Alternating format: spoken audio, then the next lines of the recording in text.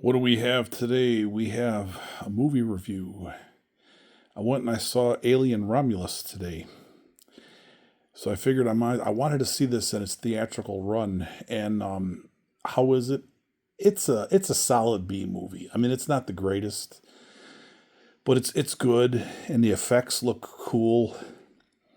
And when it comes on digital and streaming and all that, it probably be on Hulu because this was supposed to be originally a Hulu movie. And then they bumped up the budget and they put it at the theater. So I'm going to give you 1, 2, 3, 4, 5. Get out of this video because I'm going to do spoilers right now in 5 seconds. 1, 2, 3, 4, 5. Okay, this takes place 20 years after the first Alien movie. Okay, so there's a mining colony, and there's this girl there with her brother, and her brother is an android, and he was reprogrammed by her dad.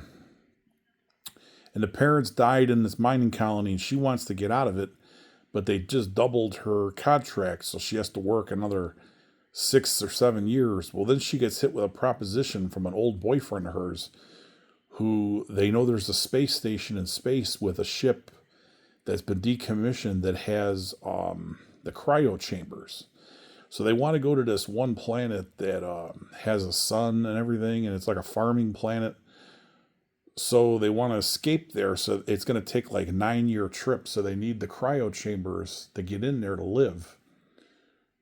You know, put them in stasis, and then the ship takes them there, and then they get out of stasis when it gets there.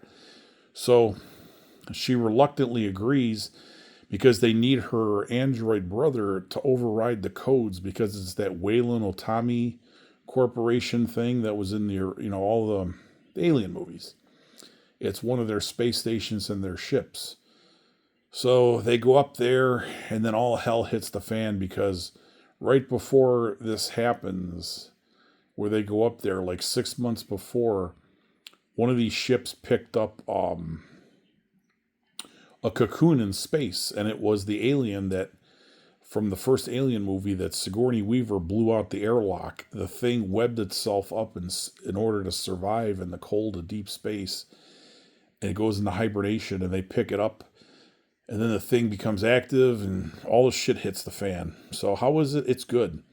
It's all unknown actors, and the one bad thing about this movie, thick English Cockney accents.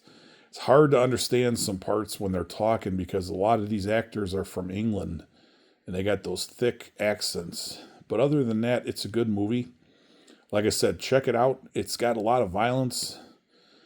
The visuals are really cool, and there's a whole sequence where they're on like a planet with ice rings, and they're descending into the ice rings. It's really cool. So I highly recommend this movie. Like I said, it's not an A movie, but it's a B plus. Check it out. Have a good one.